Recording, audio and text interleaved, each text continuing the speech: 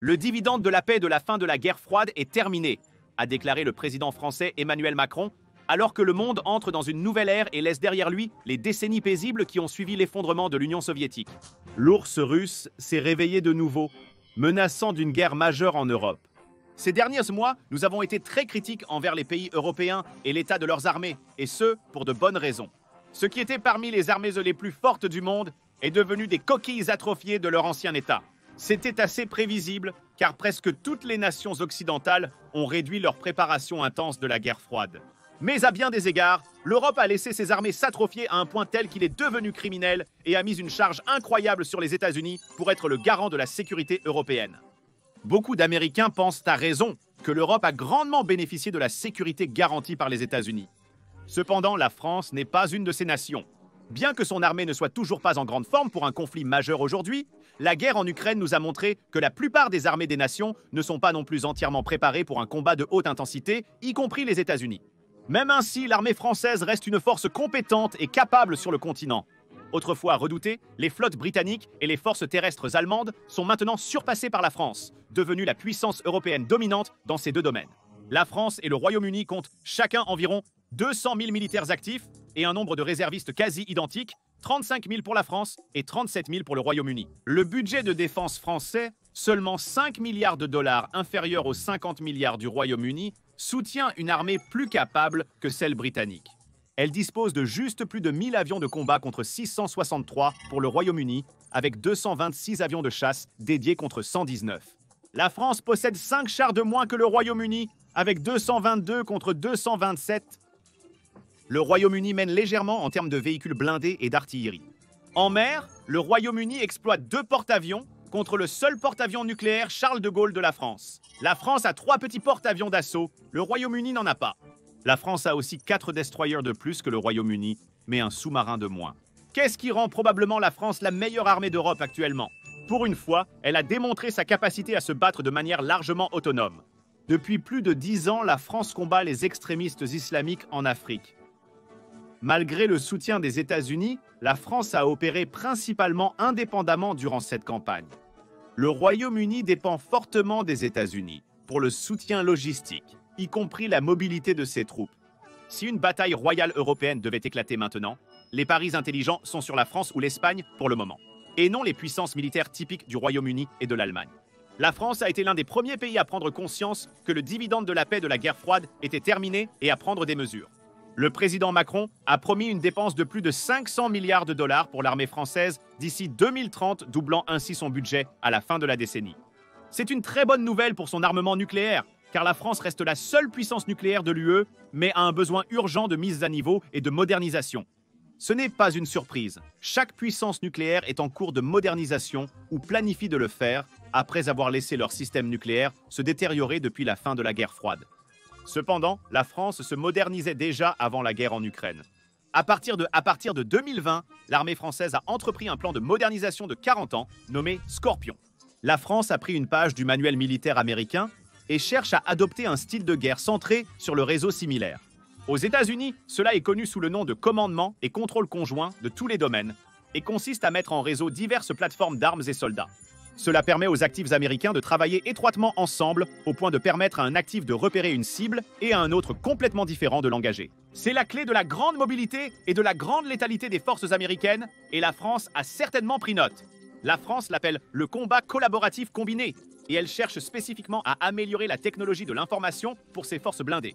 L'armée cherche à intégrer les plateformes d'armure légère et moyenne dans les réseaux militaires actuels, tout comme sa flotte de chars lourds.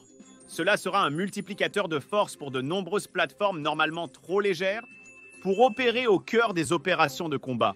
En les mettant en réseau avec des plateformes plus résistantes, ils peuvent rapidement engager des cibles puis se retirer hors de danger. L'une des plus grandes améliorations est le véhicule de reconnaissance et de combat Jaguar. Ce véhicule est destiné à remplacer 3 différentes plateformes. Le chasseur de chars atelier de construction d'Issy-les-Moulineaux d'XRC, le véhicule blindé de reconnaissance engin à roues, Canon 90 Sergei et le véhicule blindé de transport de troupes, véhicule de l'avant, blindé Hot Mephisto. Remplacer 3 véhicules par un seul signifie un soutien logistique incroyablement plus efficace, même s'il s'accompagne de certains compromis. Le Jaguar n'est pas aussi résistant que son homologue américain Stryker, par exemple, mais il est mieux préparé pour la Troisième Guerre mondiale pour une raison clé. Le Jaguar, contrairement au Striker américain, utilise un châssis de camion commercial, permettant un remplacement aisé en cas de conflit à haute attrition. Le fabricant doit construire le Striker à partir de zéro. Ce simple fait est d'autant plus important que les jeux de guerre entre les forces américaines et une force comparable proche montrent qu'au bout de 6 mois de combat, la plupart des chars américains seraient détruits ou rendus inopérants. Même en augmentant leur capacité de production, les États-Unis auraient de la chance de récupérer 20% de leurs pertes. À la fin de la première année de combat de haute intensité, le véhicule le plus couramment utilisé par les forces américaines serait un simple camion blindé armé. Dans un tel scénario de haute intensité catastrophique contre un père proche, la France serait bien mieux préparée pour compenser les pertes avec un véhicule de combat capable comparé à l'Amérique. Le plan de modernisation Scorpion de la France intégrera Titan en 2030. Cela se déroulera jusqu'en 2045 et aura 2 axes différents. Le premier se focalisera sur l'actualisation des chars lourds, de l'artillerie et des hélicoptères de combat français. Les progrès russes en munitions anti-chars, tels que les nouveaux missiles anti-chars guidés ou le pénétrateur à énergie cinétique de 900 mm pour ses T-14 et Armadas, impliquent que les chars français nécessitent des améliorations en termes d'armure, de mobilité, de capteurs et de puissance de feu. Bien que la Russie ne déploiera pas le T-14 de sitôt, surtout après les sanctions, elle le fera finalement, où un adversaire potentiel présentera une menace similaire. Malgré le déploiement du Leclerc, la France ne peut pas se reposer sur ses lauriers. Les améliorations des hélicoptères de combat viseront l'endurance, la vitesse et les capteurs accrus. La guerre ukrainienne a prouvé que les hélicoptères de combat sont extrêmement vulnérables sur le champ de bataille moderne, et une meilleure interconnectivité leur permettra d'opérer en toute sécurité dans un environnement à menace plus élevée. Les hélicoptères d'attaque sont efficaces en première ligne, mais lorsqu'il est trop risqué pour eux d'intervenir, ils doivent pouvoir communiquer avec d'autres unités militaires pour obtenir des solutions de ciblage pour leurs armes. Alors que la menace de défense aérienne portable par l'homme est susceptible d'augmenter en létalité, la capacité à fournir un soutien de feu de précision en dehors de la portée de menace des défenses aériennes ennemies devient de plus en plus critique. L'artillerie française se focalisera sur l'amélioration de sa mobilité et de sa connectivité avec d'autres systèmes. L'armée ukrainienne a prouvé l'efficacité mortelle de l'artillerie de précision, comme le projectile Excalibur des États-Unis, qui permet à une pièce d'artillerie d'avoir la précision d'une roquette ou d'un missile guidé. Bien que les défenses aériennes modernes soient efficaces contre les roquettes et missiles si bien utilisés, l'interception des obus d'artillerie reste très difficile et une batterie d'artillerie conjointe pourrait surpasser les meilleures défenses. Mais les forces françaises ont une faiblesse critique qui doit être renforcée si elles doivent mener une guerre moderne et conventionnelle. L'armée française peut frapper fort, mais une étude de la Research and Development Corporation a souligné sa plus grande faiblesse. Elle manque de préparation et de profondeur. Le déploiement de soldats de Français pour des rôles antiterroristes en France et les opérations en Afrique exercent une pression énorme sur l'armée française. Comme aux États-Unis, ces opérations antiterroristes ont affaibli son avantage dans les conflits de puissance conventionnels. Actuellement, l'armée française est mieux préparée pour combattre des conflits légers et mobiles contre des extrémistes en Afrique plutôt qu'un conflit industrialisé majeur. Pour se préparer davantage, l'armée française doit se focaliser sur la formation contre des adversaires similaires et des tactiques de grandes unités. Son armée doit également être préparée pour être efficace dans un environnement fortement contesté par un adversaire disposant d'un grand nombre de moyens de déni d'accès et de zones. Actuellement, les armées occidentales ont été gâtées en combattant dans des environnements extrêmement permissifs, comme en Afrique subsaharienne ou au Moyen-Orient. Néanmoins, pour affronter la Troisième Guerre mondiale, la France doit réapprendre à combattre sans les privilèges dont elle a profité pendant plus de 20 ans. Par exemple, une étude sur les troupes américaines a montré une dépendance excessive à l'appui-feu de l'infanterie. Dans un conflit quasi égal, un tel soutien de feu peut ne pas être disponible, et l'infanterie américaine doit être prête à faire les charges difficiles que leurs ancêtres ont faites pendant la Seconde Guerre mondiale et apprendre à se battre sans éléments de soutien si nécessaire. Cependant, si une guerre éclatait, elle serait probablement contre la Chine ou la Russie. Et dans les deux cas, la France bénéficierait du vaste soutien de l'ensemble de l'Organisation du Traité de l'Atlantique Nord.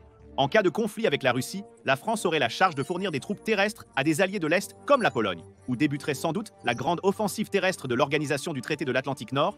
Son armée de l'air, l'une des meilleures du continent, volerait aux côtés des forces américaines stationnées en Allemagne en tant que pointe de la lance aérienne dans une lutte pour le ciel de l'Europe de l'Est.